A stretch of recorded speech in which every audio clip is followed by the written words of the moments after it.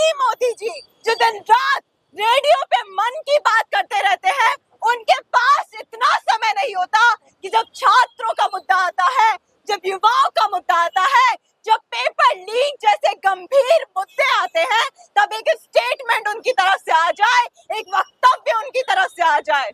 और वही शिक्षा मंत्री जिनके कार्यकाल में इतने सारे पेपर लीक हुए हैं, 70 से ज्यादा पेपर लीक हुए हैं, उनके पास ये समय नहीं है कि वो छात्रों से पास आए, उनकी बात सुने। यहाँ खड़े तमाम साथियों को, छात्रों को, नौजवानों को मैं अपना इंकलाब पेश करती हूँ, क्रांतिकारी इस्तकबाल पेश करती हूँ।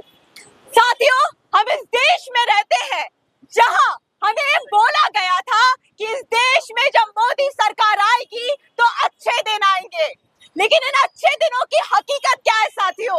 ये हकीकत आज हमारे सामने मौजूद है और ये हकीकत है लगातार हो रहे पेपर लीक की हकीकत।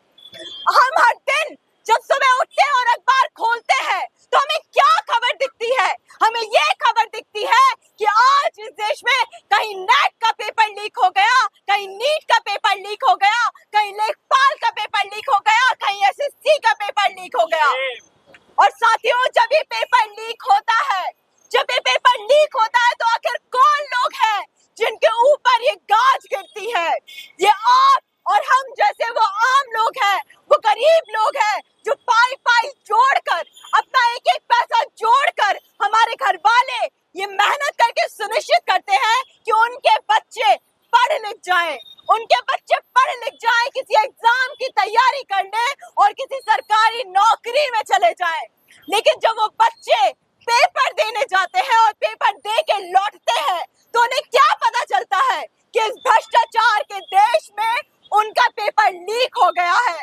और साथियों, जब ये पेपर लीक होता है, हम और आप मिलके जब सरकार से जवाबदेही मांगने जाते हैं तो हमें क्या सुनने को मिलता है?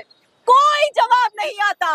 इस सरकार को इस देश के छात्रों की, इस देश के नौजवानों की कोई चिंता नहीं है। वही मोदी जी जो दिन रात रेडियो पे मन की बात करते रहते हैं, उनके पास इतना समय नहीं होता कि जब छात्रों का मुद्दा आता है, जब युवाओं का मुद्दा आता है, जब पेपर लीक जैसे गंभीर मुद्दे आते हैं, तब एक स्टेटमेंट उनकी तरफ से आ जाए, एक वक्तव्य उनकी तरफ से आ जाए। और वही शिक्षा मंत्री जिनके कार्यकाल में इतने सारे पेपर लीक हुए हैं, 70 से ज्यादा पेपर लीक हुए हैं, उनके पास ये समय नहीं है कि वो छात्रों से पास आए, उनकी बात सुने, दोषियों पे कार्रवाई करे, अपनी जिम्मेदारी ले, अपनी अकाउंटेबिलिटी ले। लेकिन वो क्या करते हैं? वो गोदी मीडिया में जाके बोलते हैं कि उन्हें अफसोस है। तो हमें उनका अफसोस नहीं चाहिए, हमें उनका रेजिग्नेशन चाहिए।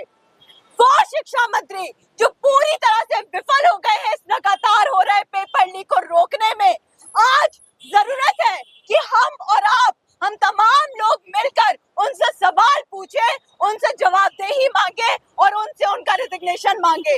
और इस सरकार से ये भी सवाल करें कि आप जो राजनीति करते हैं, हिंदू और मुसलमान की राजनीति करते हैं, तो क्या आपकी इस राजनीति से इस देश में आज तक किसी का भला हुआ है?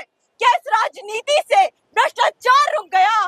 क्या इस राजनीति से पेपर लीक होना रुक गया? या इस राजनीति से आप लोगों को रोजगार मिला? नहीं साथियों, इस राजनीति से ये सब तो कुछ नहीं हुआ। सिर्फ शिक्षा मंत्री से उसका रेजिग्नेशन मांगे। और आज हम इस मंच से खड़े होके यही अपील कर रहे हैं कि इस लड़ाई में हमारे साथ जुड़िए, क्योंकि ये लड़ाई हमारी और आपकी, हम सबकी लड़ाई है, हम सबकी साझा लड़ाई है। हम सब मिलकर साथ में लड़ेंगे और ये जवाबदेही सुनिश्चित करेंगे और शिक्षा मंत्री से उनका इस्तीफा मांगने तक ये लड़ाई को लड़ते रहेंगे। इसी के साथ